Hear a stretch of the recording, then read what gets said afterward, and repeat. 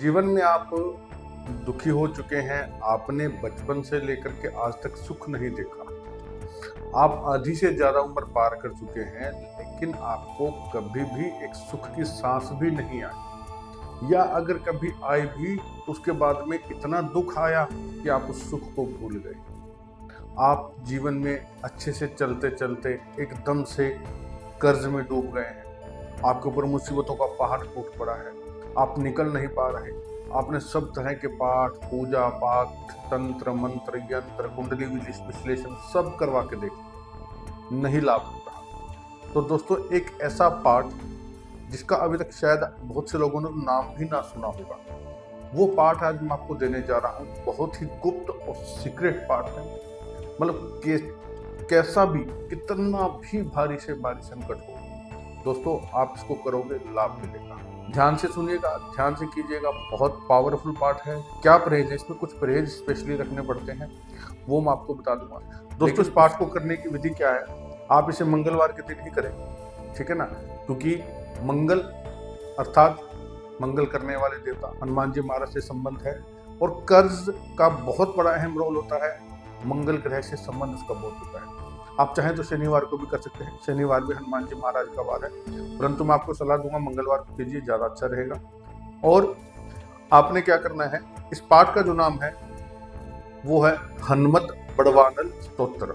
जी हाँ, हनुमत बड़वानल। अब इसको करने की विधि क्या है दोस्तों, देखिए, किसी भी पाठ को पूजा का रूटीन में करते रहते हैं, वो अब तक सिमरन, ठीक है, वो आपकी दिनचर्या है। लेकिन जब विशेष मनोकामना से किया जाता है ना, उसमें संकल्प प्रधान होता है।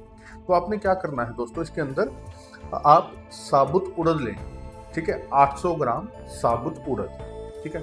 अपने घर में ही बैठेंगे शाम के समय, रात को 8 से 11 के बीच में। अब अगर कोई मेरे भाई बहन रात को ड्यूटी पर रहते हैं तो वो सुबह कर सकते हैं इस 8 से 11 के बीच में, ठीक है।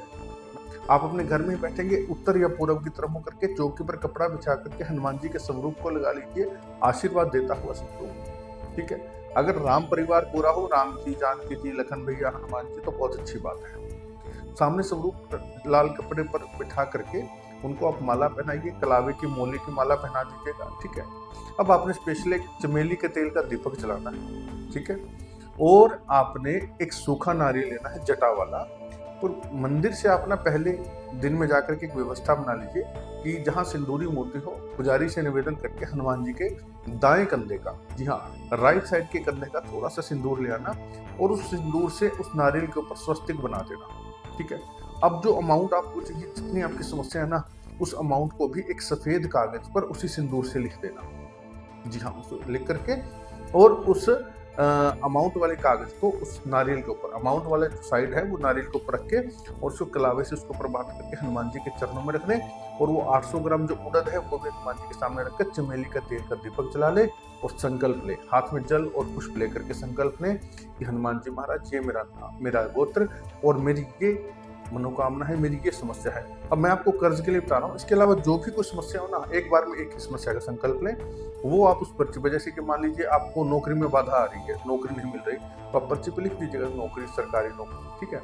अगर आप, ये है अर्जी का तरीका। अगर बेटी का विवाह नहीं हो रहा तो आप लिख सकते हैं बेटी का विवाह, ठीक है। तो जो भी समस्या हो उस पर्ची पर उस सिंदूर से लिख दे, उस नारियल को ऊपर रख के कलावे से बांध दे। लिखा हुआ साइड नारियल के ऊपर रहेगा, प्लेन साइड कागज का ऊपर रहेगा, ध्यान रखिएगा। कलावे से बांध करके रख दे। अब संकल्प ले, अपनी मनोकामना, अपना गोत्र बोलते हुए हनुमान जी के चरणों में छोड़ दे, और अपने लेना है 11 दिन का संकल्प। जी हाँ, 11 दिन का आप संकल्प लेंगे कि मैं 11 दिन का संकल्प लेता हूँ, 11 दिन में ये पाठ करूंगा। 11 दिन तक वो नारियल और वो उड़द वही रखे रहेंगे। डेली आपने दीपक जला करके बैठना है। सबसे पहले करेंगे गणेश जी महाराज की, या तो एक माला कर लीजिए, 5 बार गणेश जी का नाम ले लीजिए, ओम गंग गणपते नमः, इसको आप 5 बार बोलेंगे, हर वीडियो में बताता हूँ। उसके बाद में करेंगे एक राम नाम की माला। उसके बाद में आप करेंगे एक हनुमान चालीसा का पाठ। फिर आपने 3 पाठ करने हैं हनुमत बड़वानल स्तोत्र के। बहुत पावरफुल पाठ है दोस्तों, मैंने इसकी शक्तियां देखी हैं, जिस जिसको करवाया लाभ मिला है। पहले मैं भी इसे भुक्त करता रहा हूँ, और आज हनुमान जी महाराज की कृपा से, ठीक है ना। तो विशेष परिस्थितियों में ही करना चाहिए, प्रोटीन के पाठ में शामिल मत कीजिएगा।